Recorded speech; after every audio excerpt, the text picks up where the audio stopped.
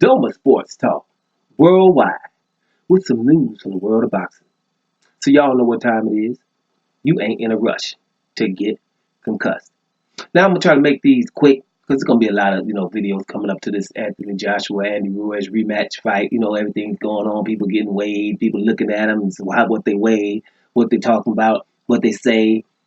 Because it's a big fight. Let's not act like it's a heavyweight championship. 3 belts on the line. Joshua was hyped, right? But he won 3 belts. So can you say hyped? Really, I won 3 belts. Get up off me. You know what I mean? But he was going in there as a favorite against Ruiz. Ruiz upset the man. Now everybody knows Ruiz is good because they did their research. We've talked about it, right? But let me tell you something. Judging from some of the things I've heard, I'm going to tell y'all right now, beware of a whole lot of holding going on. There's going to be some clinching and some holding and some leaning. There's going to be some stuff, because he's going to try to do this. Let me tell you, Anthony Joshua has slimmed down a bit. We don't know exactly how much of it right now, but he slimmed down a bit, probably, because of just a long training camp. He is definitely trying to figure out how to beat this guy for 5 months. So, when you're starting to get a Vladimir Klitschko in your ear, Vladimir Klitschko loves this man, right? I'll go as far as to say the fact that Vladimir Klitschko loves him so much and has so much, he holds him in very high regard. I think that was the reason why Vladimir Klitschko didn't beat him. After he knocked him down and everything, Vladimir was just like, okay, I'm going to just stay out here and outpoint the guy. I don't think he was trying to hurt him. If you change Joshua with somebody Vladimir didn't like, I think Vladimir wins that fight. That's just my personal opinion, watching it, knowing how much Vladimir thinks of this guy. And Vladimir's in his ear, understanding that, Ross Purity, stopped him in Ukraine. The first fight in Ukraine, too. He was fighting Germany, and everybody went to Ukraine. Him and his brother, boom, completely handled his business. But Ross Purity, man, had about 9 losses at the time. But Ross Purity was able to take his punches and basically pushed him over around 10-11, right? Right at home. First loss, and then, Lamont Brewster beat him, and your boy, Corey Sanders, rest in peace, let them hands go. Southpaw definitely beat him. And they knocked him down. So he had to get with, Emmanuel Stewart and them. And it's called jab, jab, grab. We talk about it all the time. And that's what's going to have to happen here. Let him know, like, hey, man, jab, jab, grab. That's Vladimir. George Foreman. Hey, he's telling him Joshua can win this fight, but he's going to have to box. Round for round, just box. Right? Right? And everybody knows, that you want to lean on him. When you're a heavyweight, when that little guy gets inside, then lean on him and take them legs from him, right? Lennox Lewis would tell you something about that. You know what I'm saying? But he's beefing with Lennox Lewis right now, right?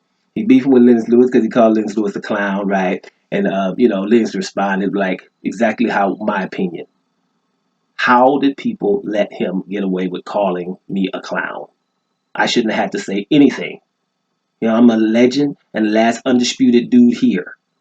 Right? We're going to let this guy call me a clown. I shouldn't have to, that's below him to have to readdress that. You understand? That's what happened. That's his point. But it's like, it was cool with the dude. We cool. Ain't nothing happened. So they're going to squash that beef. But you could have been taking tips from Lennox. Lennox tries to offer his tips to people, and people don't realize we're talking Lennox Lewis here. I've won fights a lot of different kind of ways. If I have to sit down on my punches against a Ray Mercer, everybody be talking about other fighters, Ray Mercer against anybody is a damn good fight. And if you're old enough to know that, merciless Ray Mercer, okay? And merciless is the way. Look at the knockout against Tom Morrison, right? That's merciless there. You don't want to mess around with this dude. That's since the Olympics now. And, to sit down and get in a war with him, you don't do that. Your last fight, because out of shape, trying to get in a war with Vitaly Klitschko, because Lennox could box some guys.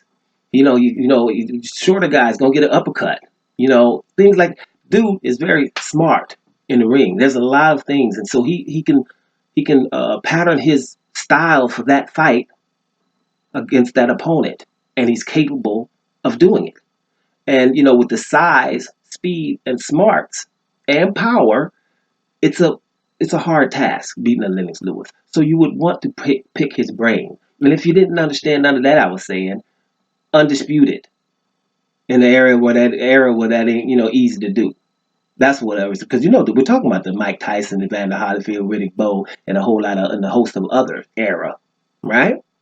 Undisputed in that era.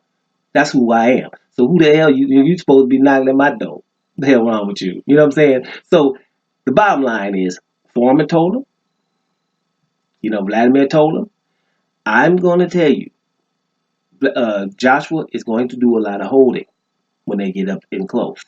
He's going to do a lot of holding there, and he's going to probably lean. The thing is, this is not his muscle memory because he was seek and destroy. These are the things that happen until you get hit in the mouth.